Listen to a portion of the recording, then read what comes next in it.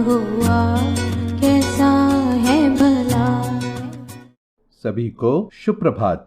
हर एक प्राणी की भाषा उन्हीं को समझ में आता है। किसी मार्ग पर चींटियों की कतार बनी हुई है और वे चींटियां उस मार्ग के एक ओर से दूसरी ओर जा रहे हों और उस मार्ग पर आने जाने वाले उस चींटियों की कतार के ऊपर पैर रखकर जाते समय कई चींटियां मर जाती हैं।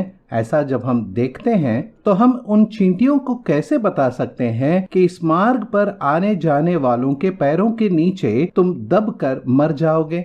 हम उन चींटियों को कितना भी चिल्ला चिल्ला कर कहें तो भी उन्हें कुछ समझेगा नहीं। जब तक हम चींटी बनकर उनके पास नहीं जाएंगे और उनसे बातें नहीं करेंगे तब तक उन्हें हमारी भाषा समझ में नहीं आएगी।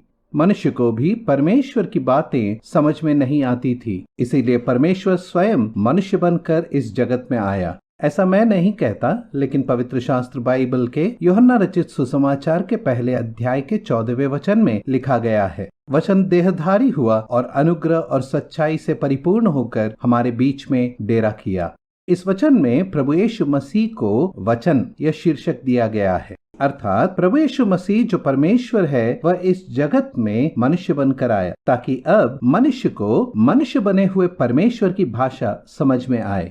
उन चींटियों के समान मनुष्य भी पाप करके अनंत काल की मृत्यु की ओर बढ़ रहा था। उस अनंत मृत्यु की ओर जाने वाले मनुष्य को प्रभु यीशु मसीह ने अनंत जीवन का मार्ग दिखाया है। जो कोई प्रभु यीशु मसीह पर विश्वास करता है उसका नाश नहीं होता है, परंतु उसे अनंत जीवन प्राप्त होता है।